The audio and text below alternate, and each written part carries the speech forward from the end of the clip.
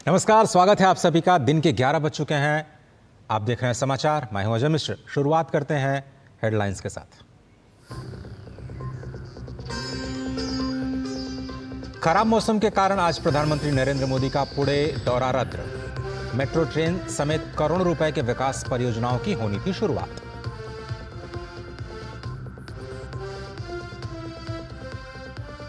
हिमाचल सरकार के name plate फैसले पर कांग्रेस के अंदर ही मची खींचतान। टीएस सिंहदेव ने फैसले पर जताई आपत्ति। वहीं बीजेपी ने ली चुटकी। कहा, भाई बहन के बीच तकरार का अब फैसलों पर भी दिखने लगा है असर।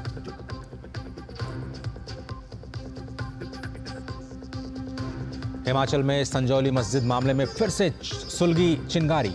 बीजेपी का ओवैसी की पार्टी पर माहौल खराब करने का आरोप। जयराम ठाकुर ने शोएब जामाई पर सख्त कार्रवाई की मांग की।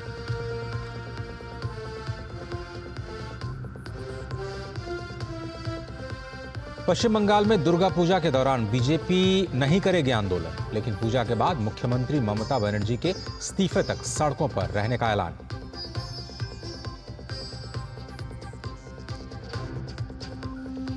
जम्मू कश्मीर के चुनावी घमासान में आज बीजेपी के लिए अमित शाह और योगी आदित्यनाथ करेंगे हुंकार। वहीं हरियाणा में असंध की रैली में कुमारी शैलजा और भूपिंदर हुड्डा राहुल गांधी के साथ साझा करेंगे मंच।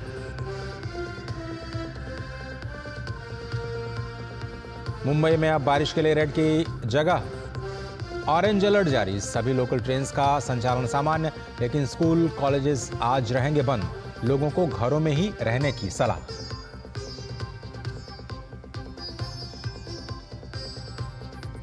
इजराइल और हिजबुल्लाह संघर्ष तेज। भारत ने कहा, लेबनान की यात्रा से बचें भारतीय। अमेरिका और फ्रांस समेत कई देशों ने 11 दिन के संघर्ष विराम की पेशकश की।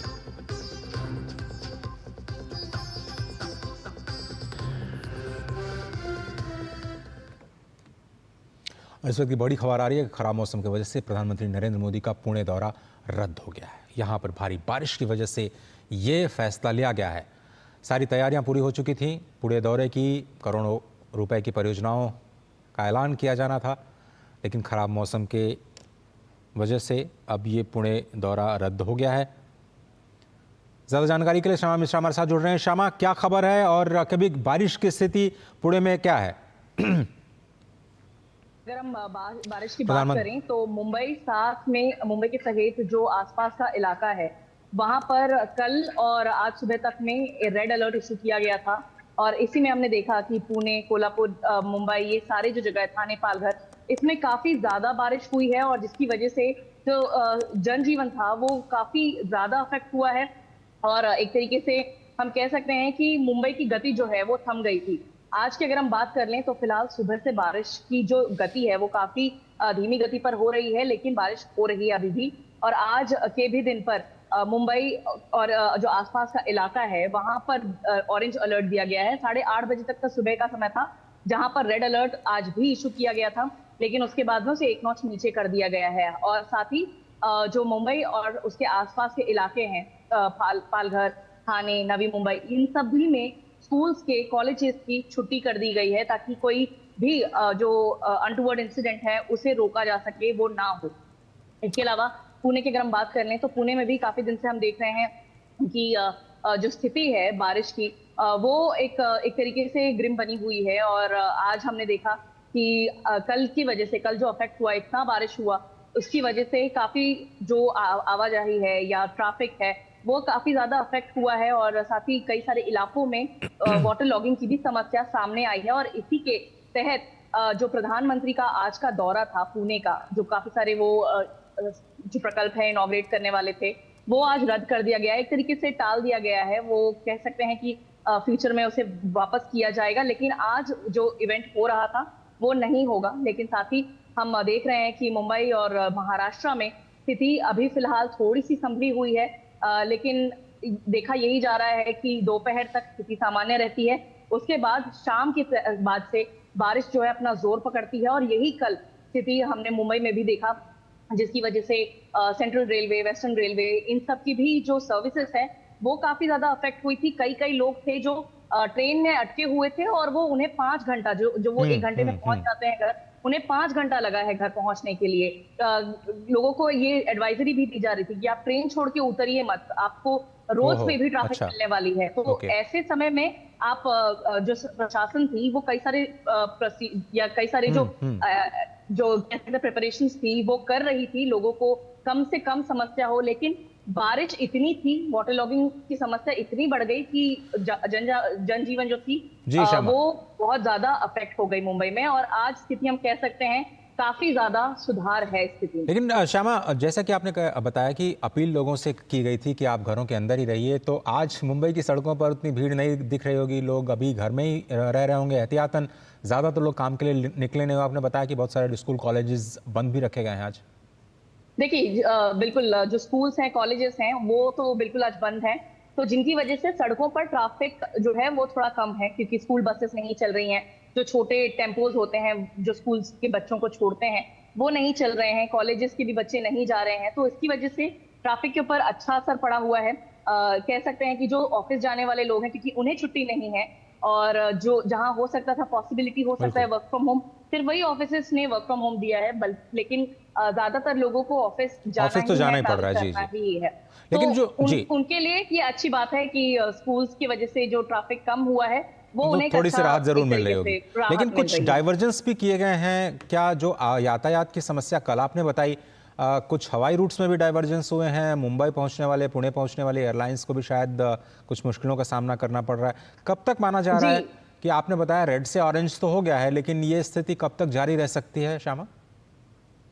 फिलहाल अभी तक जो अपडेट्स आए हुए हैं वो कल रात के ही अपडेट हैं। अब धीरे धीरे ओके, एक तरीके से हम कह सकते हैं, जैसे ट्रेन लेट होते जाते हैं तो दूसरे दिन स्थिति सामान्य भी होती है, लेकिन जो बैकलॉग होता है उसे ठीक करते करते समय लगता है। वैसे ही फ्लाइट की भी स्टेटस हम कह सकते हैं, कल मेजरली सभी फ्लाइट जो सर्विसेज हैं वो अफेक्ट हो ही गई थी।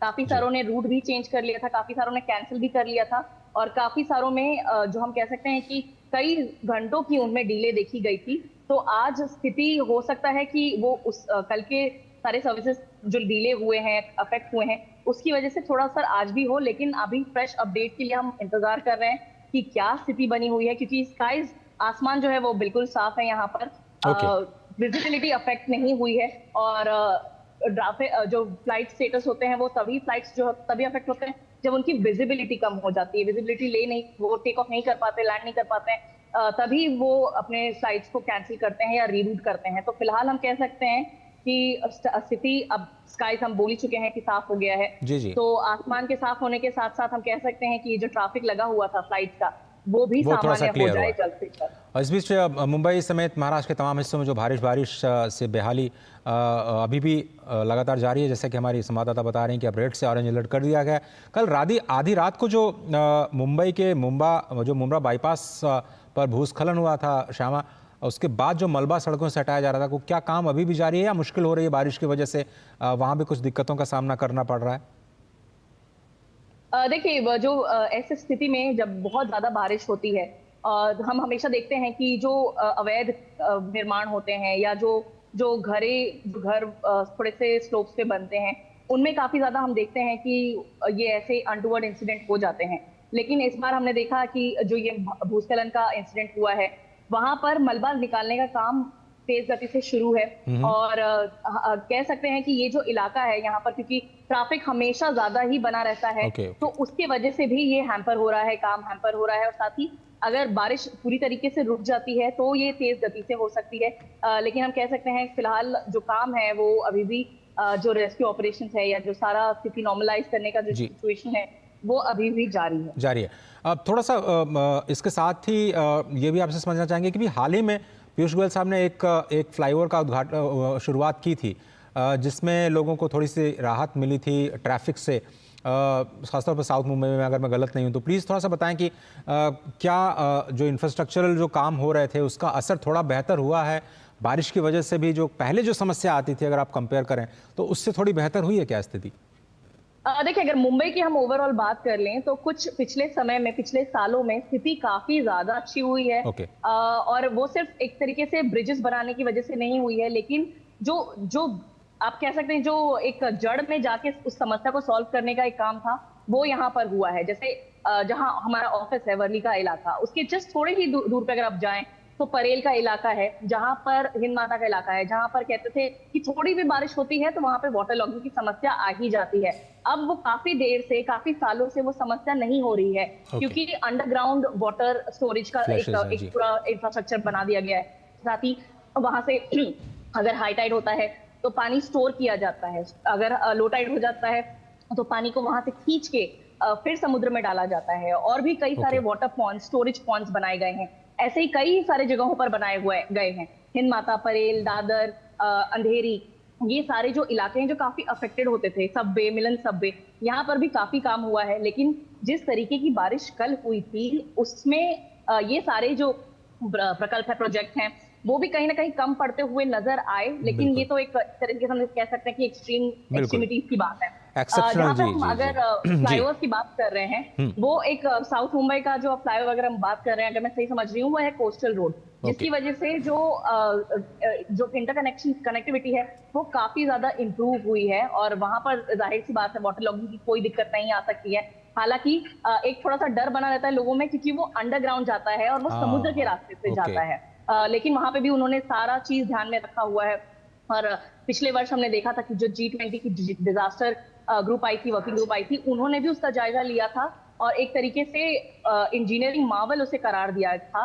तो साउथ मुंबई से BKC तक का रास्ता तो एकदम ही साफ है, क्योंकि वो कोस्टल रोड की वजह से आप ज्यादा से ज्यादा आधा घंटा आपको लगता है ट्रैवल करने में। जो पहले आपको 2-2 घंटे लग जाते थे ट्रैफिक की वजह से, अब वो बहुत जल्द हो गया है। लेकिन वही बात है, जब वो उतरता है ट्रैफिक, जो रोड वो उतरता है जहां पर, उसके बाद से वो स्थिति जो होता है वो थोड़ा ट्रैफिक वाला एरिया हो ही जाता है, BKC का ट्रैफिक हो ही जाता है। और जब मुंबई में बारिश होती है इतने जोर से, तो इंफ्रास्ट्रक्चर कितनी भी अच्छी बनाए हो, वो कहीं ना कहीं हेल्प जरूर करता है, लेकिन कहीं ना कहीं कम पड़ता हुआ मुंबईकरों के लिए जरूर नजर आता है। निशामा, बहुत धन्यवाद। आप अपना भी ख्याल रखें। और मुंबई तो बिल्कुल वाइब्रेंट सिटी है, और कितनी भी आप सुविधाएं बढ़ा लीजिए, मुंबई के लिए तो शायद कमी रहने वाली है। बहुत धन्यवाद आपका वक्त निकालने के लिए इस खास समाचार में। एक छोटा सा ब्रेक लेते हैं। ब्रेक के उस पार और भी कई बड़ी खबरें हैं जो अभी भी डेवलप हो रही हैं, उन पर हम आपको लिए चलेंगे।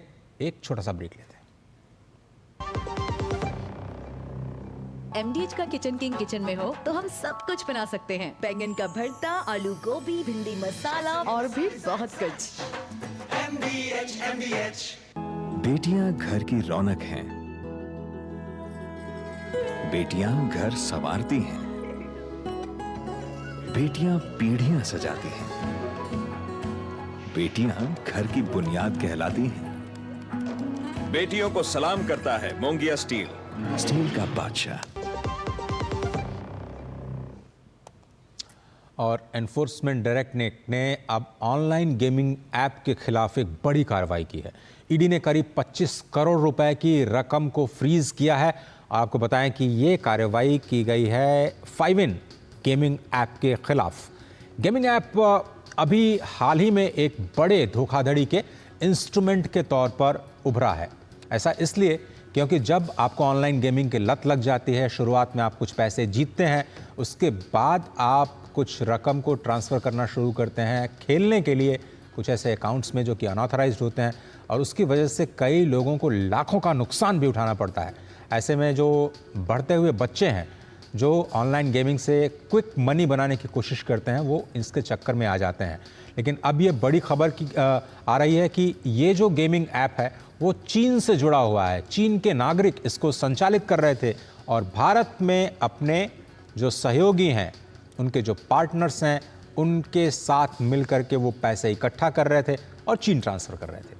आगे आप समझिए कि चीन पैसे ट्रांसफ़र करने पर कोई रोक नहीं है, क्योंकि आप बहुत बड़े स्तर पर कारोबार करते हैं, वहाँ पर बैंकिंग ट्रांजैक्शंस होते हैं चाइना की कंपनियों के साथ में। लेकिन ऑनलाइन गेमिंग के जरिए इस तरह का साइफन ऑफ किया जाना, और ये जानकारी के मुताबिक 400 करोड़ रुपए की रकम चीन भेजी जा चुकी है। 2023 में एक FIR कोलकाता पुलिस ने भी दर्ज की थी। इस वक्त नीरज सिंह हमारे साथ जुड़ चुके हैं। नीरज, कितना बड़ा मामला है और ये पश्चिम बंगाल से तार किस तरह से जुड़ रहे हैं? देखिए, बहुत बड़ा मामला है और इसमें पश्चिम बंगाल के लोग भी हैं, वो भी इसमें शामिल हैं। इस जो गेमिंग ऐप है उसमें अपनी जो रकम है वो लगाते रहें। इसके अलावा बिहार में और इसके साथ साथ मद्रास वहाँ के जो लोग हैं वो भी शामिल है। इसमें 4 लोगों को अरेस्ट किया है ईडी के द्वारा, और ये 4 वो लोग थे जिनको रिजर्व बोला जाता था। रिजर्व मतलब जब आप इंडिया के अंदर कोई भी गेमिंग ऐप शुरू करते हैं तो जब इंडिया के लोग उसमें पैसा लगाते हैं तो उसका जो पैसा है, जो रिजर्व लोग होते हैं, जो 4 लोग थे जिसमें 2 बिहार के हैं, एक इसमें जो मद्रास है वहाँ का है और इसके अलावा कोलकाता का है, तो इनके एक रिजर्व बैंक अकाउंट होते थे, उनमें ये पैसा जाता था और उन रिजर्व बैंक अकाउंटों से पैसा सीधा जो चीनी जो कंपनियां हैं, जो खासतौर से चीन में बैठे जो नागरिक हैं जो इस गेमिंग ऐप को ऑपरेट कर रहे थे, उनके अकाउंट में चला जाता था। और जो रिजर्व लोग होते थे उनको इसके लिए कह सकते हैं कि एक जो रकम है वो चीन के नागरिकों द्वारा दी जाती थी। अब तक जो जानकारी आई है उसमें 400 करोड़ के करीब जो रकम है वो भारत के जो लोग हैं जो गेमिंग ऐप खेलते थे उनकी लग चुकी है, और ये रकम डायरेक्ट इनडायरेक्ट तरीके से चीन जा चुकी है। ईडी इसमें कार्रवाई कर रही है। पिछले साल भी ईडी ने इसमें कार्रवाई करी थी। इसके अलावा अभी 2 महीने पहले भी ईडी ने बिहार में, पटना में और फुलवारी शरीफ वहाँ पर छापेमारी की कार्रवाई करी थी और कुछ लोगों को हिरासत में भी लिया था। 4 लोग अभी भी ईडी की हिरासत में। ये गेमिंग ऐप करीब उसी तरीके का है जैसे महादेव सट्टा ऐप का आपने नाम सुना होगा, जिस तरीके से बड़े पैमाने पर कारोबार उसका चलाया जा रहा था और निर्दोष लोग थे, भोले वाले लोग थे, वो इस ऐप में फंस कर बड़ी पैमाने पर जो अपनी रकम और नीरज इसमें इस पूरे इस ऐप की भी स्थिति है। जी नीरज, पूरे मामले में क्रिप्टो का भी गेम कुछ इसमें शामिल होता हुआ दिखाई दे रहा है। उन पैसों को क्रिप्टो में कन्वर्ट करना और उसके बाद चाइना में ले जाना, और ये भी कहा जा रहा है कि जो विदेशी क्रिप्टो एक्सचेंज है बैलेंस, उसके जरिए चीनी नागरिक थे और मेरे ख्याल से 25 करोड़ चीनी नागरिकों का ही है जो कि फ्रीज किया गया है, उसको भी शायद अब उनके वॉलेट्स को, उनके अकाउंट्स को फ्रीज कर दिया गया है। ये बात सच है? हाँ बिल्कुल सच है। करीब जो जानकारी आई है 3 अकाउंट ऐसे हैं जिनको ईडी ने सीज किया है और क्रिप्टो के माध्यम से उस पैसे को चाइना भेजा जा रहा था। यहाँ पर जो पैसा इकट्ठा होता था, जो रिजर्व अकाउंट होते थे, जो 4 लोग जिनके अलग अलग हिस्से में, देश के अलग अलग हिस्सों में चला रहे थे, उस रिजर्व अकाउंट के पैसे को क्रिप्टो करेंसी में कन्वर्ट किया जाता था। क्रिप्टो करेंसी जब कन्वर्ट हो जाती थी तो वो क्रिप्टो करेंसी फिर चाइना के जो नागरिक हैं उनके अकाउंट में ट्रांसफ़र की जाती थी और उसके एवज में एक जो रकम है वो चाइना के जो लोग हैं, इन रिजर्व जो काम करने वाले, रिजर्व एक तरीके से कह सकते हैं कि बैंक के रूप में काम करने वाले जो लोग हैं, उनके खाते में उस रकम को पहुंचाया जाता था, जिसमें 2 उड़ीसा के लोग हैं, इसके अलावा बिहार का एक इंजीनियर शामिल है, इसके अलावा चेन्नई का एक इंजीनियर है, वो भी इस खेल में शामिल है, जिसको ईडी ने गिरफ्तार कर लिया है। अब आगे की पूछताछ इन लोगों से चल रही है, क्योंकि ईडी इससे पहले भी कई बार छापेमारी की कार्रवाई कर चुकी है और कई सारे ऐप निकल कर सामने आए कि जो सीधे सीधे जिनके तार चाइना से जुड़े थे। आपने देखा होगा एक ऐप की ऐसी भी जानकारी आई थी कि जो लोगों को लोन देता था और उसके बाद कई सारे लोगों ने शिकायत भी करी थी, कई सारे लोगों ने आत्महत्या भी कर ली थी उस ऐप के थ्रू जो लोन लेते थे और बाद में रकम। आपने बिल्कुल सही कहा कि इस तरह के जो फर्जी ऐप्स हैं, लोन देने वाले ऐप्स है, वो देश के अंदर चल रहा है यहाँ की अर्थव्यवस्था को खराब करने के लिए। आपने बिल्कुल सही कहा, और ये पूरा का पूरा जो अपराध करने का तरीका है नीरज, वो बिल्कुल बदल सा गया है। अब बिल्कुल सोफिस्टिकेटेड तरीके से ऐप्स के माध्यम से आप आराम से कुछ मैसेजेस करते हैं, कुछ लिंक भेजते हैं, कुछ OTPs भेजते हैं, बच्चों को फंसाते हैं। जो छात्र थोड़े से पैसे कमाना चाहते हैं, क्विक मनी बनाना चाहते हैं, उनको फंसा करके, और फिर ये पूरा बड़ा गेम जो है वो करोड़ों, हज़ारों करोड़ रुपए का जो गेम होता है, उसके जरिए पूरा पैसा साइफन ऑफ होता है। इस तरह की जो चीज़ें, लेकिन आपने बताया कि ये 2023 में FIR दर्ज की गई थी कोलकाता पुलिस के द्वारा, उसके बाद कोई कार्रवाई क्यों नहीं की गई और ये फिर क्यों फ्रीज करने जैसी स्थिति पर पहुंचा क्यों गया? मतलब ईडी को इतनी बड़ी कार्रवाई क्यों करनी पड़ी? देखिए, ईडी के पास लगातार इसकी शिकायतें आ रही थी कि देश के अलग अलग हिस्सों से, बिहार से भी शिकायतें आ रही थी, उड़ीसा से शिकायतें आ रही थी, कोलकाता से जो शिकायतें हैं वो ईडी के पास पहुंची थी। इसके अलावा जो चेन्नई है वहाँ से शिकायतें आई थी कि मनी लॉन्ड्रिंग का एक बड़ा खेल खेला जा रहा है, भारत की जो करेंसी है उसको क्रिप्टो में कन्वर्ट करके चाइना भेजा जा रहा है। जब गेमिंग ऐप के खिलाफ ईडी ने कार्रवाई शुरू करी तो धीरे धीरे जो तार हैं वो जुड़ते गए और एक बड़ी जो रकम है किस तरीके से चाइना पहुंचाएगी इसकी जानकारी ईडी को लगी। यही कारण है कि ईडी ने वो क्रिप्टो जो अकाउंट हैं वो फ्रीज किए। 25 करोड़ की जो रकम है उसमें अभी भी पड़ी हुई है। 400 करोड़ की करीब रकम क्रिप्टो करेंसियों के माध्यम से चाइना पहुंच भी चुकी है। इसके अलावा भी आप देखें कि ईडी लगातार जांच कर रही है कि इसके जो तार हैं कहाँ कहाँ तक फैले हो सकते हैं, इसका भी अंदाजा लगा रही है। और दूसरी तरफ आप सही कह रहे हैं कि जो युवा लोग हैं खासतौर से जो इंटरनेट से जुड़े रहते हैं, 24 घंटे सोशल मीडिया, इंटरनेट, गूगल, इनसे लगातार संपर्क में रहते हैं, वो अब इस बदलती दुनिया में, आधुनिक दुनिया में शॉर्ट जो तरीके हैं वो अपनाते हैं कि ताकि जो पैसा है वो ज़्यादा से ज़्यादा कमा सकें। आपने देखा होगा कि महादेव सट्टा ऐप, इसके अलावा दूसरे तमाम तरह के सट्टा ऐप हैं जिनमें जो लोग हैं वो अपना पैसा लगाते हैं और न केवल पैसा लगाते हैं, बड़े पैमाने पर उधार लेके पैसा लगाते हैं और फिर ऐसे लोग बाद में सुसाइड भी करते हैं। जी। आपने देखा होगा गेमिंग ऐप के माध्यम से कितने जो युवा हैं उनका करियर खराब हो गया। तो ये तमाम ऐसी कंपनियां हैं जो देखती हैं कि जो युवा है जो इंटरनेट से जुड़ा हुआ है, सोशल साइट से जुड़ा हुआ है, वहाँ पर इस तरह के विज्ञापन जाते हैं, इस तरह के गेम खेलने के लिए लगातार उनकी तरफ से जो लिंक हैं वो भेजे जाते हैं और बाद में फिर युवा उसमें धीरे धीरे फंस जाता है। शुरुआत में 1-2 लाख रुपए कमा लेते हैं, लेकिन जैसे ही ज़्यादा रकम लगाते हैं, क्योंकि इनकी पूरी सेटिंग होती है और उसी के बाद जब देखते हैं ज़्यादा रकम लग जाती है तो वो पूरी की पूरी रकम डूब जाती है। तो अब इसमें ईडी कार्रवाई कर रही है। उम्मीद की जा रही है कि जिस तरीके से अब 4 लोगों को गिरफ्तार किया है, इसके तार जैसे जैसे देश के अलग अलग हिस्सों से जुड़ेंगे, गिरफ्तारियां भी और होंगी और जो अकाउंट हैं वो भी और ज़्यादा से ज़्यादा फ्रीज हो सकते हैं और रकम का भी पता लगेगा कि कितने बड़े पैमाने पर इस रकम का खेल खेला गया और भारत से चाइना भेजी गई ये रकम। ये बड़ा ही गंभीर मुद्दा है नीरज, फिलहाल धन्यवाद। लेकिन इस खबर का मतलब तो यही है आम आदमी के लिए कि हम सभी लोगों को सावधान रहना है। आपको ट्रैप में फंसाया जा रहा है बहुत सारे मैसेजिंग के जरिए, बहुत सारे गेम्स के जरिए। आप अगर अपने बच्चों को ऑनलाइन गेमिंग की तरफ लेके जाते हैं तो इसके बहुत सारे खतरे भी हैं। आप उसको पैसे बनाने का कोई इंस्ट्रूमेंट मत बनने दीजिए। ऑफलाइन गेम अगर आप डाउनलोड करके, जिसका इंटरनेट से कोई संबंध नहीं है, उसको खेलते हैं अपनी क्रिएटिविटी को बढ़ाने के लिए, अपने फोकस को बढ़ाने के लिए, वो चीज़ समझ में आती है। लेकिन अगर टॉपअप के नाम पर आपसे पेमेंट अकाउंट या फिर आपके माता पिता के बैंक अकाउंट के बारे में कोई भी जानकारी मांगी जाती है तो आप समझिए कि ये आपको फंसाने का एक तरीका है।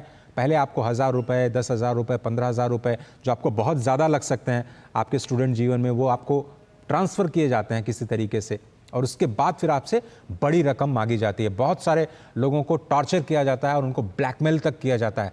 तो इस तरह की चीज़ों से बचने की ज़रूरत है और इसकी एक बड़ी वजह है कि लगातार जो साइबर सिक्योरिटी है या फिर साइबर एजुकेशन है उस पर भी ध्यान देना बहुत ज़रूरी है। माता पिता के तौर पर भी हम लोगों को बहुत ही ज़्यादा सावधानी बरतने की ज़रूरत है। आगे बढ़ते हैं। हिमाचल प्रदेश के शिमला में संजौली मस्जिद का विवाद अभी भी थमने का नाम नहीं ले रहा है।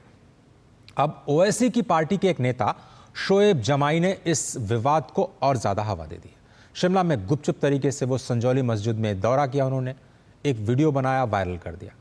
अब इस मामले ने फिर से तूल पकड़ लिया है। आपको याद होगा कि शांति व्यवस्था कायम हो गई थी, पुलिस के पहरे में भी लगातार जो मुस्लिम पक्ष है उन्होंने कुछ कार्रवाई अपनी तरफ से करने का आश्वासन दिया था। लेकिन अब ये कैसे हुआ, ये सब लगातार सवाल पूछा जा रहा है कि पुलिस के कड़े पहरे के बावजूद प्रदेश के बाहर का एक शख्स कैसे विवादित मस्जिद में घुसा। और इस वीडियो को लेकर के लगातार घमासान मचा हुआ है। लगभग उसी हाइट पे ये दूसरी भी बिल्डिंग है, तो अगर ये इलीगल है कंस्ट्रक्शन तो फिर बाकी लीगल कैसे हो जाएगा? ये कमाल की बात। तो ये वीडियो जो आपने देखा, हिमाचल में लगातार घमासान मचा हुआ है। अब राजनीतिक मामला हो चुका है। भाजपा इसे लेकर के सरकार को घेर रही है। विपक्ष के नेता जयराम ठाकुर कह रहे हैं कि संजौली मस्जिद विवाद को लेकर के असदुद्दीन ओवैसी की पार्टी, उनका क्या लेना देना है। उन्होंने सीधे उन पर निशाना साधा और कहा कि ओवैसी की पार्टी सौहार्दपूर्ण माहौल को अब खराब कर रही है। जयराम ठाकुर ने उनके खिलाफ सख्त से सख्त कार्रवाई की मांग भी की।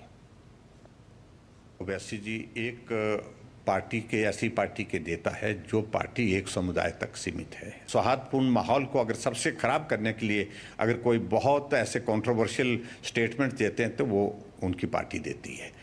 और उनके ही पार्टी के एक नेता शिमला आते हैं जो मस्जिद बंद पड़ी है, सील की है, जिसको कहा जा रहा है कि अवैध निर्माण है, वहाँ अंदर जाकर वीडियोग्राफी करते हैं और वीडियोग्राफी करने के पश्चात वहाँ सामने वाले मकान का जिक्र करते हैं इंगित करके कि ये मकान तो यहाँ से इससे भी ऊंचा है।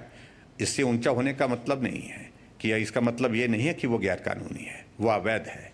कि जिस तरह का बयान दिया है, हिमाचल में जहां शांति प्रिय लोग हैं, जहां शांति को भंग करने के प्रयत्न हुए हैं इस बयान के माध्यम से, उसके अनुसार उनके खिलाफ कार्रवाई होनी चाहिए। मुझे मालूम पड़ा है कि एफआईआर दर्ज हुई है, लेकिन एफआईआर दर्ज नहीं, उनकी गिरफ्तारी होनी चाहिए। और भाजपा अध्यक्ष जो कि प्रदेश के भाजपा अध्यक्ष राजीव बिंदल, उन्होंने भी प्रशासन पर अब सवाल उठाया। उन्होंने कहा कि सरकार, हिमाचल सरकार के आपसी सौहार्द को खतरे में डालने का सीधा सीधा उन्होंने आरोप लगाया है। आइए सुनते हैं। हिमाचल के जनमानस ने हिमाचल में जो डेमोग्राफिक चेंज हो रहा है, उस चेंज के दृष्टिगत आंदोलन किए और उस कड़ी में वो चाहे शिमला का मामला हो, चाहे चौपाल का हो या अन्य स्थानों का हो, जब ये मामले गंभीर हैं, ऐसी स्थिति में सरकार का ये दायित्व बनता है कि सरकार ऐसे मामलों में अति शीघ्र कार्रवाई करे। और मस्जिद विवाद और बाहरी राज्यों से हिमाचल में आ रहे लोगों को लेकर के हिमाचल प्रदेश के राज्यपाल शिव प्रताप शुक्ल का भी अब बड़ा बयान आया है। राज्यपाल ने कहा कि आधार कार्ड में एक ऐसी जन्म तारीख होना भी चिंता का विषय है। एक जैसी जन्म तारीख होना वो भी चिंता का विषय है। प्रशासन को इस बात के लिए जांच करनी चाहिए कि हिमाचल की पवित्रता हिमाचलियों से है, तो इस नाते बाहर से जो लोग भी आए हिमाचल को ऐसगाह मत बनाए। और अभी मेरी जानकारी में जो आया है उसकी जांच होनी चाहिए, प्रशासन को करनी चाहिए कि एक तिथि पर अगर आधार कार्ड बन गया है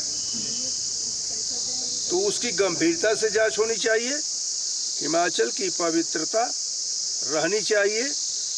और मैं समझता हूं कि जो हिमाचल में नशा बढ़ा है, ऐसे सब लोगों को जो आकर के हिमाचल को करें उन पर कठोर से कठोर कार्रवाई करनी चाहिए और आधार कार्ड का निश्चित रूप से जांच करना चाहिए। और इस पूरे घमासान के बीच संजौली मस्जिद कमेटी के अध्यक्ष और इमाम ने अब सफाई दी है। इमाम ने शोएब जमाई के बयान का खंडन करते हुए इसे शांत माहौल को ख़राब करने वाला बताया। उन्होंने कहा कि शोएब जमाई ने यह वीडियो क्यों बनाया, इस बारे में मस्जिद कमेटी को कोई जानकारी नहीं।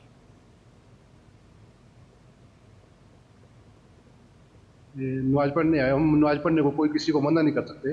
अब उनके बारे में ना हमारे मौलवी साहब जानते थे कि कौन है, ये कौन शख्स है। अब हमसे यही आग्रह करते कि भाई तुम हमारा संजौली का माहौल मत खराब करो। हम जो हमारा जो चला सिस्टम, हमने खुद पहल करके जो हटाने को हम तैयार है। उधर देवभूमि संघर्ष समिति के संयोजक मदन ठाकुर ने कहा कि मस्जिद कमेटी जानबूझकर के अनजान बन रही है। जिला प्रशासन की नाक के नीचे ये सब हो रहा है, जबकि मस्जिद के बाहर पुलिस का भी पहरा है। ऐसे में समिति ने शोएब जमाई के खिलाफ एफआईआर दर्ज कराने की मांग की है। देखते हुए अब पता नहीं, मुझे नहीं लगता कि ये कौन है, सरकार का जमाई है कि शोएब जमाई है, मुझे नहीं पता। परंतु ये जो बड़े भाई का कुर्ता और छोटे भाई का पजामा पहन के यहाँ से यूपी से या हैदराबाद से स्पेशल जो यहाँ पे हिमाचल प्रदेश का माहौल जो सौहार्दपूर्ण था उसको बिगाड़ने का काम जो ये लोग कर रहे हैं। पुलिस प्रशासन के पास हम लोग आए, पुलिस प्रशासन ने कहा कि हमें कोई इस चीज़ का ज्ञात नहीं था कि वो कौन व्यक्ति था। हेमलता शर्मा शिमला से जुड़ रही है हमारे साथ इस बड़ी खबर पर और चर्चा करने के लिए। हेमलता, क्या कुछ अभी माहौल है, थोड़ा सा बताएं। और इस मामले में जो कि पहले शांत होता हुआ दिखाई दे रहा था, अब लगता है कि अब फिर से ये मामला उलझ गया है। बिल्कुल अजय, शांत कहे जाने वाले हिमाचल प्रदेश के माहौल में इस समय संजौली में अवैध मस्जिद निर्माण मामले के बाद पूरी तरह से तनाव पसरा हुआ है। 11 सितंबर को इस मामले को लेकर के भारी विरोध प्रदर्शन हुआ था, लाठीचार्ज हुआ था और अब ये मामला धीरे धीरे शांत होने ही लगा। तरफ से भी कई कदम उठाए जा रहे थे। जगह जगह प्रदर्शन होने के बाद मामला ठीक हो रहा था कि एक बार फिर ओवैसी की पार्टी के नेता शोएब जमी का जो वीडियो है वो वायरल हो रहा है और इसको लेकर के कई सारी प्रतिक्रियाएं सामने आ रही है और कहा यह जा सकता है कि एक तरह से इस वीडियो के सामने आने के बाद इस मामले ने फिर से तूल पकड़ना शुरू कर दिया है। जैसा कि अभी वीडियो दिखाया गया और उसमें ये साफ तौर पर बयान देते नज़र आ रहे हैं शोएब जमाई। वो ये कह रहे हैं कि संजौली में ज़्यादातर जो बिल्डिंगें हैं वो अवैध रूप से बनाई गई हैं, तो क्यों सिर्फ मस्जिद को ही निशाना बनाया जा रहा है, इस तरह का बयान उन्होंने दिया है। और इस बयान के बाद से हिमाचल प्रदेश की राजनीति में घमासान है। क्या पक्ष क्या विपक्ष दोनों ही तरफ से लगातार बयान आ रहे हैं। साथ ही साथ हिंदू संगठन भी इस मामले को लेकर के सामने आ रहे हैं और ये कह रहे हैं कि ये हिमाचल प्रदेश के माहौल को ख़राब करने की कोशिश यहाँ पर की जा रही है। लेकिन अब देखना ये होगा कि आने वाले समय में इस बयान के बाद किस तरह की हलचल सामने आती है, क्योंकि जैसा कि मैंने आपको कहा कि हिमाचल प्रदेश में जितने भी जो नेता हैं, चाहे विक्रमादित्य सिंह हो, नेता प्रतिपक्ष जयराम ठाकुर हो या फिर राजीव बिंदल हो, उनका बयान एक ही है। और अगर बात की जाए मस्जिद कमेटी की, तो मस्जिद कमेटी ने शोएब जमी के इस बयान का खंडन किया है। उन्होंने साफ तौर पर यह कहा है कि उन्होंने नमाज पढ़ने की लिए यहाँ पर आने की इजाज़त मांगी थी, लेकिन उन्होंने ये वीडियो क्यों बनाया है ये मस्जिद कमेटी को नहीं मालूम है। और इसके बाद अब देखना यह होगा कि इस मामले को किस तरह से शांत किया जाएगा, क्योंकि तरह तरह की प्रतिक्रियाएं ना केवल सरकार और प्रशासन और नेता विपक्ष की तरफ से, बल्कि सोशल मीडिया पर भी यहाँ पर प्रतिक्रियाएं आनी शुरू हो गई है। और इस मामले ने एक बार फिर से जो है सुलगना शुरू कर दिया है। हिमाचल प्रदेश की में ये मामला लगातार चलता आ रहा है और इस मामले से दो तीन चीज़ें और जुड़ी हुई नज़र आ रही है। वो चाहे बाहरी राज्यों से आने वाले प्रवासियों की वेरिफिकेशन का मामला हो या फिर स्ट्रीट वेंडर पॉलिसी का मामला हो, क्योंकि जो वेरिफिकेशन का मामला है वो इसके बाद ही सुलगना शुरू हुआ था कि जो भी बाहरी राज्यों से लोग यहाँ आएंगे उनकी पूरी तरह से वेरिफिकेशन होनी चाहिए और अगर वेरिफिकेशन में कोई कमी पाई जाती है तो उस पर सख्त कार्रवाई की जानी चाहिए। तो इसको लेकर के भी सरकार की तरफ से कई कदम उठाए जा रहे हैं। और अब बात करेंगे स्ट्रीट वेंडर पॉलिसी को लेकर के, क्योंकि बहुत सारे ऐसे प्रवासी लोग हैं जो यहाँ पर आकर के अपना व्यवसाय शुरू करते हैं और ऐसे में उनकी जो वेरिफिकेशन है उनके लिए एक पॉलिसी बनाने के लिए सरकार की तरफ से एक 7 सदस्यीय कमेटी गठित की गई है, जिसमें न केवल सरकार के जो नुमाइंदे हैं वो, बल्कि विपक्ष के कुछ नेता भी उसमें शामिल किए गए हैं और इसको लेकर के एक अहम बैठक भी की गई है। और अजय, एक और इस बैठक में अहम निर्णय लिया गया है, इसकी जानकारी लोक निर्माण मंत्री जो विक्रमादित्य सिंह हैं उन्होंने साझा की है। उनका साफ तौर पर कहना है कि उत्तर प्रदेश की तर्ज पर अब हिमाचल प्रदेश में भी हर एक जो व्यवसायी है, जो स्ट्रीट वेंडर्स हैं, उनकी जो भी दुकान होगी, जो भी उनकी रेहड़ी होगी, उसके सामने एक लिस्ट लगाई जाएगी जिनमें उनका नाम, पता और सारी चीज़ें जो है उस नेम प्लेट पे लिखी जाएगी। इसको लेकर के हालांकि पिछले कल उन्होंने ये बयान जारी किया, लेकिन जो एक सवाल ये भी यहाँ पर उठता है कि जो वेरिफिकेशन के साथ साथ जो एक सर्टिफिकेट है वो तो रहेगा ही रहेगा, लेकिन जो नेम प्लेट है उसमें कई तरह की जो बाकी की जो जानकारियाँ हैं वो यहाँ पर दी जाएगी। तो इस मामले से जुड़े अब बहुत सारी चीजें सामने आने लगी हैं और सरकार और विपक्ष दोनों ही इस चीज को लेकर के जो है बात कर रहे हैं। लेकिन जो ये मामला सामने आया है शोएब जमाई का, तो इसमें एक सवाल कहीं ना कहीं प्रशासन में, हेमलता, हम इस पर थोड़ा सा हम डिस्कस करेंगे, ये थोड़ा अलग मामला है, लेकिन हम आपसे एक छोटा सा ब्रेक लेते हैं। ब्रेक के उस पार हम इस चर्चा को जारी रखेंगे। आप देख रहे हैं समाचार। बेटियां घर की रौनक हैं, बेटियां घर संवारती हैं, बेटियां पीढ़ियां सजाती हैं, बेटियां घर की बुनियाद कहलाती हैं। बेटियों को सलाम करता है मोंगिया स्टील, स्टील का बादशाह।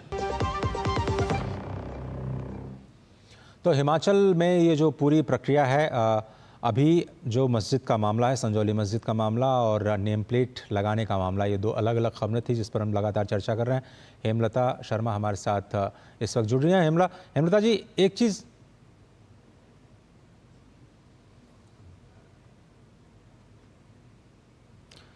और अब बात करते हैं विधानसभा चुनाव की।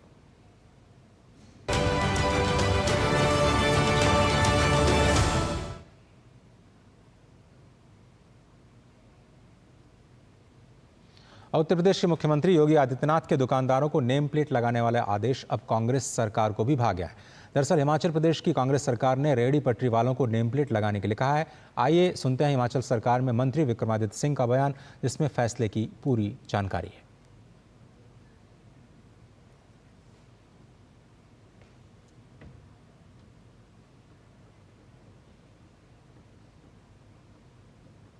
हेमलता शर्मा हमारे साथ जुड़ रही हैं और ताज़ा जानकारी के लिए। तो हेमलता, आप बात कर रही थी ये जो पूरा नेम प्लेट का मामला था जिसको अब लागू करने का बयान जरूर आ चुका है, आप थोड़ा सा हमें बताएं कि इसमें क्या उन्होंने ये कहा है? केवल पहचान के लिए उनकी पूरी जो जानकारी है वो लगाई जाएगी या फिर ये भी स्ट्रीट वेंडर्स पॉलिसी का एक छोटा सा हिस्सा है जिसके बारे में बात हो रही है? जी जी जी बिल्कुल, जिस तरह से ये प्रवासी लोगों का मामला सामने आया उसके बाद सरकार की तरफ से एक कमेटी का गठन किया गया जिसमें 7 लोगों को सदस्य बनाया गया और उन तमाम 7 लोगों में विपक्ष के कुछ नेता भी शामिल हैं, जिसका अध्यक्ष कैबिनेट मंत्री हर्षवर्धन चौहान को बनाया गया है। और इस कमेटी को ये आदेश दिए गए हैं कि आने वाले 60 दिनों के भीतर जो ये रिपोर्ट है ये सरकार को सौंपी जाएगी और इस रिपोर्ट में कई सारी चीज़ें हो सकती है। तो एक बैठक पिछले कल हुई है और इस बैठक में कुछ अहम निर्णय लिए गए हैं। उस निर्णय के तहत ये फैसला लिया गया है कि जो भी हिमाचल प्रदेश में व्यवसायी होंगे, जो रेहड़ी फड़ी है या कोई भी छोटी दुकान करते हैं, उनके सर्टिफिकेट के साथ साथ एक तरह की नेम प्लेट भी वहां पर लगाई जाएगी और उस नेम प्लेट में उनके नाम, पता और उनकी जो पर्सनल इंफॉर्मेशन है वो जारी की जाएगी। इसको लेकर के प्रदेश के लोक निर्माण मंत्री विक्रमादित्य सिंह ने एक बयान जारी किया है। उनका साफ तौर पर यह कहना है कि इस कमेटी ने ये अहम निर्णय लिया है जिस वजह से बहुत सारी उन्होंने यहाँ पर जो हिदायतें हैं वो भी देने का फैसला किया है, वो चाहे विकलांगता हो या फिर विधवा महिलाएं हों और कई तरह की चीज़ें हैं, SC ST इस तरह की जो कैटेगरीज हैं उनको कंसेशन देने का भी एक निर्णय यहाँ पर लिया गया है।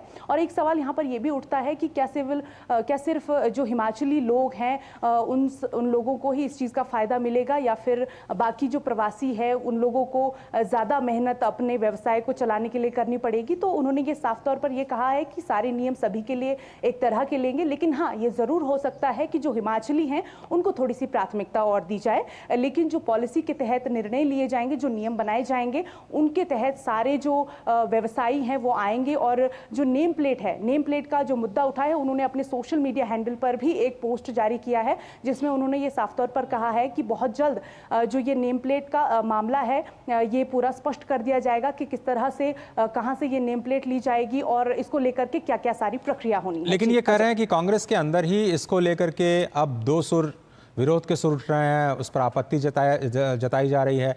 क्यों ऐसा हो रहा है कि विरोधाभास कांग्रेस के अंदर ही हो रहा है?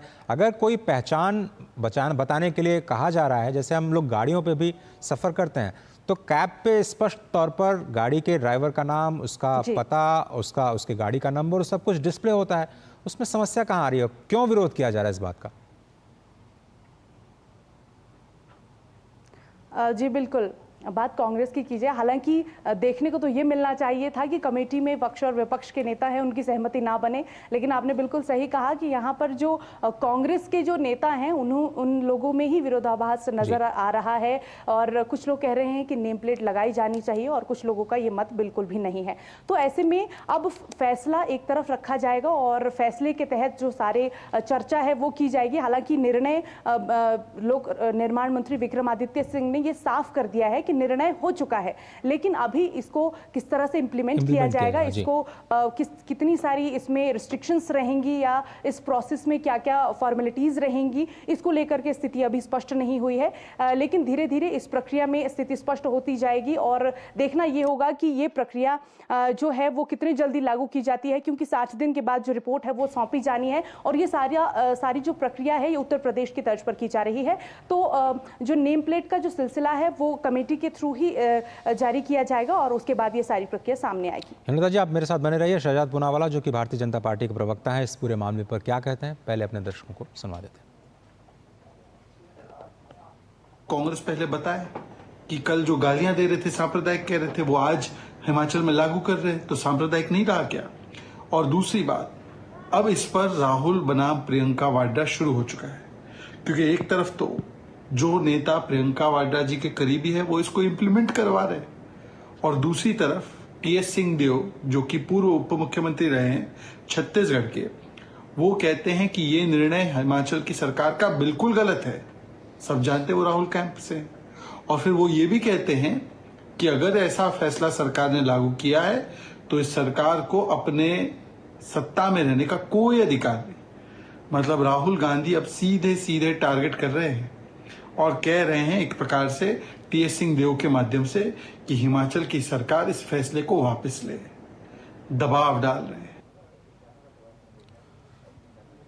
और सुक्खू सरकार के फैसले से पॉलिटिकल सनसनी अब मच गई हिमाचल में। आखिर कांग्रेस ने ही वायदा किया था कि यूपी में कांवड़ यात्रा के दौरान यूपी सरकार के जो फैसले का विरोध किया जा रहा था और मसला अब सुप्रीम कोर्ट तक पहुंच गया।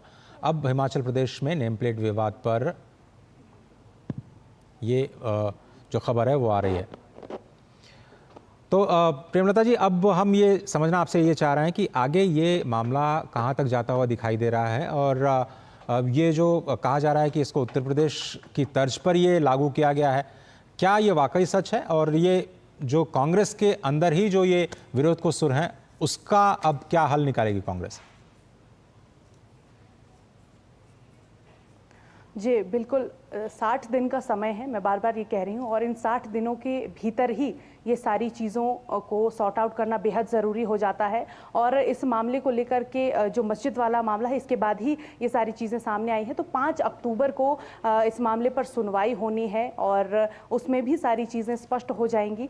लेकिन जो स्ट्रीट वेंडर पॉलिसी है, उसके बाद बहुत सारी चीज़ें सामने निकल कर के आने वाली है, वो चाहे नेम प्लेट का मामला हो या फिर वेरिफिकेशन का मामला हो या फिर व्यवसायी जो भी हिमाचल आ रहे हैं उनके ऊपर सख्ती बरतने का मामला हो। क्योंकि ये जो पॉलिसी है, इसको लेकर के दोनों ही विपक्ष हो या सरकार हो, दोनों ही जो तरफ से एक पहल की गई है कि स्ट्रीट वेंडर की पॉलिसी होनी चाहिए, उसके तहत सारे व्यवसायी हिमाचल प्रदेश में व्यवसाय करें ताकि हिमाचल प्रदेश की जो शांति है वो बरकरार रहे। क्योंकि पिछले कुछ दिनों में देखा गया कि हिमाचल प्रदेश में जो ये मामला शुरू हुआ, उसके बाद ना केवल शिमला में बल्कि पूरे हिमाचल प्रदेश में जगह जगह विरोध प्रदर्शन हुए।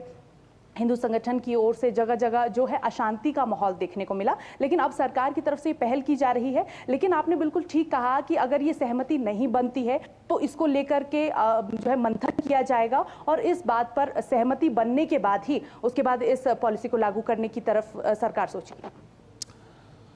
हेमलता जी, बहुत धन्यवाद आपका वक्त निकालने के लिए। इन तमाम मुद्दों पर आप निगाह बनाए रखे हैं। फिलहाल दोनों ही मुद्दे बहुत ही संवेदनशील हैं और इस पर निगाह बनाए रखने की जरूरत है। बहुत बहुत धन्यवाद आपका वक्त निकालने के लिए।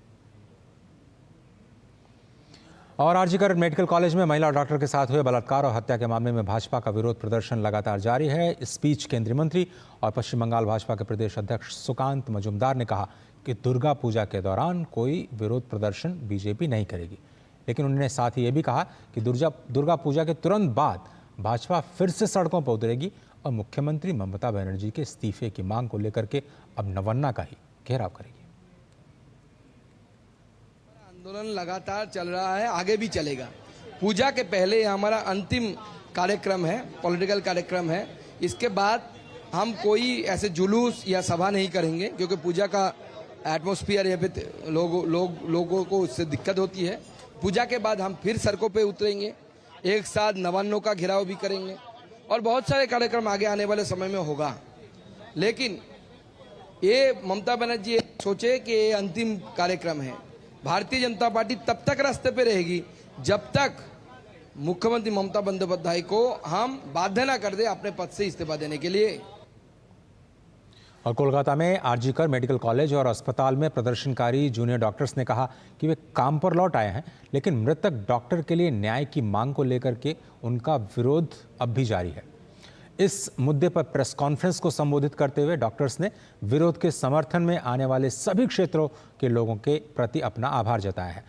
उन्होंने मामले पर सुप्रीम कोर्ट की सुनवाई 30 सितंबर तक टलने पर अपनी निराशा भी व्यक्त की है। और अब बात करेंगे सियाचिन की। दरअसल राष्ट्रपति द्रौपदी मुर्मू आज लद्दाख में स्थित सियाचिन बेस कैंप का दौरा करेंगी।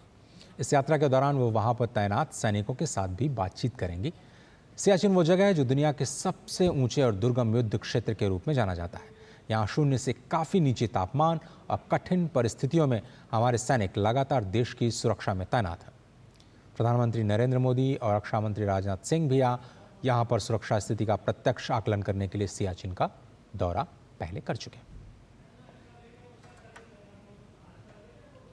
और अब बात स्वच्छ भारत मिशन की।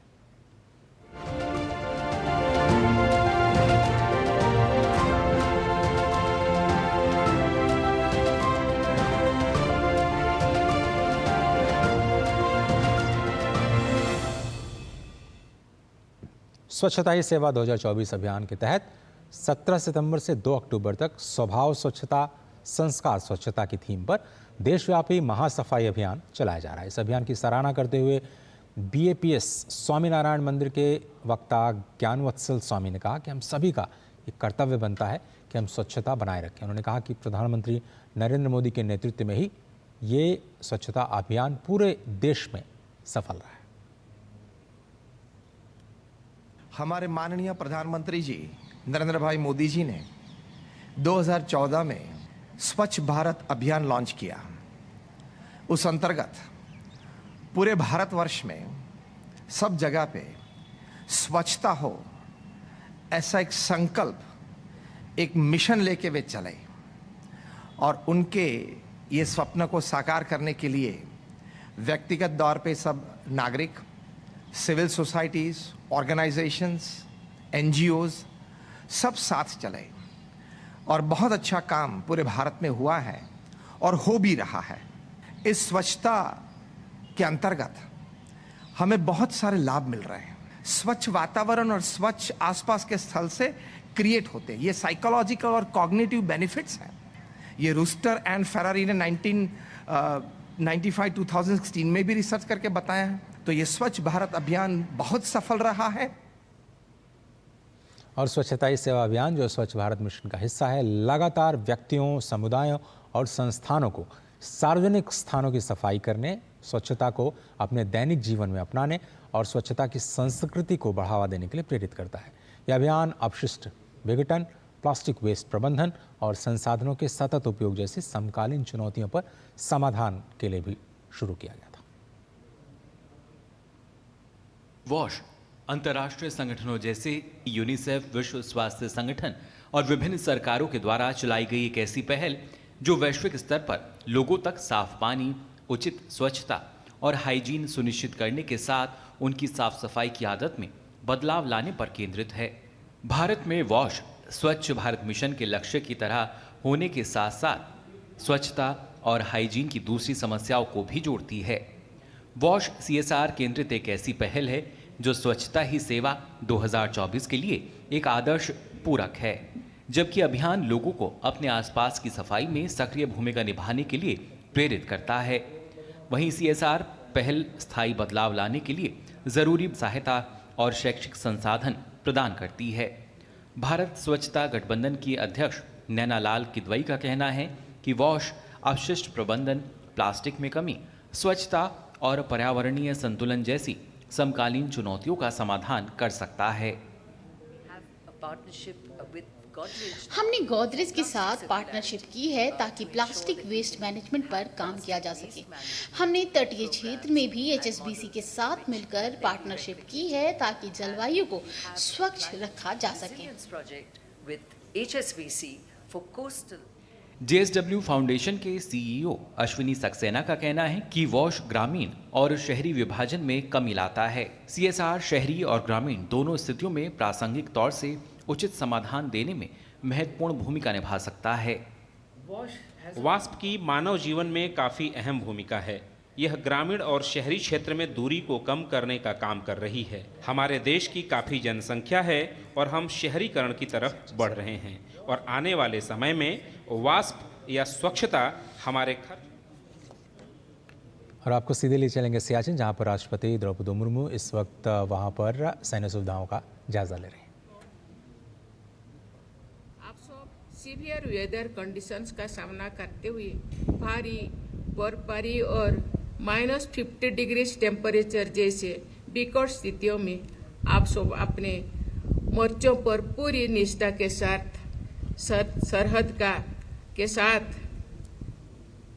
ये तैनात रहकर देश की सुरक्षा कर रहे हैं। मातृभूमि की रक्षा के लिए आप सब त्याग और सहनशीलता के असाधारण उदाहरण प्रस्तुत किए।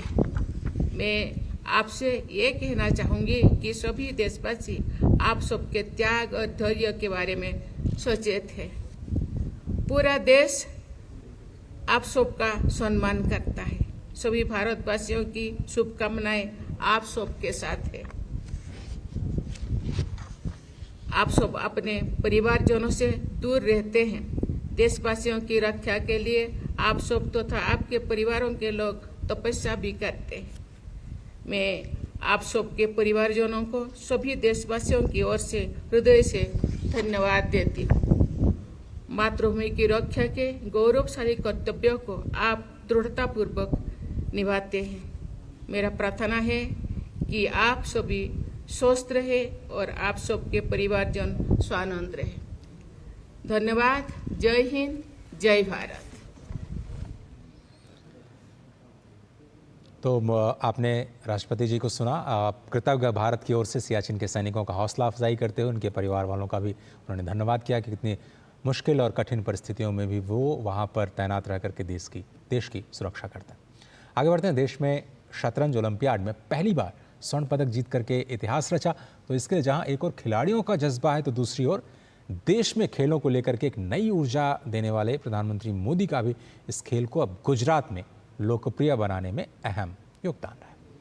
मोदी आर्काइव ने सोशल मीडिया प्लेटफॉर्म एक्स पर फोटो शेयर करते हुए प्रधानमंत्री मोदी के एक बयान का भी जिक्र किया है। शतरंज एक ऐसा खेल है जो जीवन के 100 दुखों को दूर कर सकता है। उन्होंने लिखा कि नरेंद्र मोदी शतरंज खेलने के लिए अपने शौक के लिए जाने जाते हैं, जिसके बारे में उनका मानना है कि इससे तनाव दूर होता है और जीवन में नई दिशा भी मिलती है। साल 2009 में जब वो गुजरात के मुख्यमंत्री थे तो उन्होंने अहमदाबाद ज़िले के स्कूल्स में शतरंज को अनिवार्य विषय बना दिया था। इसके बाद उन्होंने आगामी वर्षों में पूरे राज्य में इस पहल को लागू करने का इरादा रखा था। नतीजा ये हुआ कि शतरंज को गुजरात के हाई स्कूल्स में इसे एक विषय के रूप में भी शामिल कर लिया गया। और 45वें शतरंज ओलंपियाड में देश ने स्वर्ण पदक जीत करके इतिहास रच दिया। और इस कड़ी में कुछ ऐसे नाम भी सामने आए जो इससे पहले चर्चा में ही नहीं थे। ऐसा ही एक नाम है वंतिका अग्रवाल का। कौन है वंतिका अग्रवाल और शतरंज के ओलंपियाड तक पहुंचने और सफलता हासिल करने की उनकी राह कैसी रही, आइए आपको दिखाते हैं स्पेशल रिपोर्ट। कल तक जो उत्तर प्रदेश के शहर नोएडा की शान थी, आज पूरे देश को उन पर अभिमान है। बात वंतिका अग्रवाल की है, जिन्होंने 45वें शतरंज ओलंपियाड के टीम और व्यक्तिगत दोनों स्पर्धा में स्वर्ण पदक जीता। शतरंज की बिसात पर शह और मात के 2 शब्दों से खुद को जोड़े रखने वाली वंतिका की उम्र तो सिर्फ 21 साल है, लेकिन कामयाबी का ग्राफ इतना बड़ा है जिसके चलते हर कोई इस खिलाड़ी का मुरीद हो गया है। 64 खाने के इस खेल से वंतिका का लगाव 7 साल की छोटी सी उम्र से हो गया। वंतिका आज कामयाबी के शिखर पर हैं, लेकिन इससे बढ़कर उन्हें खुशी इस बात की है कि आज उन्हें अपनी सफलता खुद बयां नहीं करनी पड़ रही। मैं पहले भी बहुत मेडल जीत चुकी हूँ, बट हमें तब इतने सालों में भी इतना लोग नहीं पहचाने। मुझे खुद बताना पड़ता था सबको कि अरे मैं जीत के आई हूँ, फिर भी लोगों को लगता था अरे कौन सा स्कूल इवेंट जीता है या क्या जीता है। बट अब जब खुद ही अखबारों में छप रहे हैं हर जगह, लोग मुझे किसी को बताना नहीं पड़ रहा, सब मैसेज कर रहे हैं खुद, तो मुझे बहुत ज़्यादा ही अच्छा लग रहा है। और मुझे ये भी खुशी है कि मैंने जब मुझे टीम इंडिया को मेरी ज़रूरत थी तो मैं कुछ उनके काम आई, मैं जीत पाई। वंतिका की कामयाबी की कहानी को अगर सामने रखें और मां संगीता अग्रवाल का जिक्र ना हो तो ये एक अधूरे अध्याय की तरह से रहेगा। दरअसल वंतिका को शतरंज में बेहतर अवसर मिल सके, इसके लिए मां संगीता अग्रवाल, जो कि पेशे से चार्टर्ड अकाउंटेंट हैं, ने अपनी नौकरी छोड़ दी। वो साय की तरह से वंतिका के साथ रही और हर मोड़ पर बेटी के मनोबल को बढ़ाती रही। एक्चुअली मुझे खुद बहुत जुनून है हर चीज़ का, तो वो जुनून मेरे अंदर जब वंतिका देखती है तो उसका वो जुनून जा ही नहीं पाता है। वो देखती है मम्मी इतनी जुनूनी है, तो फिर उसका जुनून हमेशा बना रहता है। अगर वो कभी हारती भी है तो मैं बोलती हूँ कि अरे तुम आखिरी मैच थोड़ी जो खेल रहे हो जो तुमको परेशान होना है, तुम तो ज़िंदगी भर टूर्नामेंट खेलना है। अभी भी जब वहाँ खेल रही थी तो बोल रही थी मुझे 2-3 लास्ट के गेम्स में बहुत टेंशन हो रही है, बहुत स्ट्रेस हो रहा है। मैंने कहा 2-3 गेम तुम क्यों सोच रहे हो कि ये तुम्हारा लास्ट 2-3 गेम है? तुम तो इसके बाद भी तुम्हारे 4-5 टूर्नामेंट लाइन अप है, तुम तो एक कंटिन्यूएशन है तुम्हारी। वैसे ये खिलाड़ी भले ही अब सुर्खियों में आई हो, लेकिन इस खिलाड़ी ने पिछले साल एशियन गेम्स में रजत पदक जीतकर इतिहास रचा था। वंतिका के द्वारा जीती गई ये ट्रॉफियां इस बात को बताने के लिए काफी हैं कि शतरंज के प्रति उनका जुनून किस स्तर का है। वंतिका के आगे अभी पूरा करियर है, जिसमें आगे बढ़ने की संभावनाएं अपार हैं और इस कड़ी में परिवार से लेकर सरकार तक हर कोई उनके साथ है। वंतिका की ये कामयाबी काफी कुछ बयां करती है और इस बात की ओर इशारा करती है कि देश शतरंज के खेल में लगातार खुद को न केवल आगे बढ़ा रहा है बल्कि सुपर पावर के तौर पर सामने आ रहा है। उम्मीद यही की जानी चाहिए कि वंतिका जैसे कई और सितारे जो हैं वो फलक तक जाएं और शतरंज के खेल से हमेशा कामयाबी की तस्वीर को सामने लाएं। कैमरामैन आलोक के साथ मैं गौरव कुमार, डीडी न्यूज़, नोएडा। और खबरों की दुनिया से जुड़े रहने के लिए अब आप डीडी न्यूज़ की खबरें और updates YouTube, Facebook, Twitter, Instagram और हमारी वेबसाइट्स पर भी आसानी से पा सकते हैं और आप इन्हें फॉलो और सब्सक्राइब करना बिल्कुल मत भूलिए। फिलहाल पूरी टीम को दीजिए इजाज़त। नमस्कार।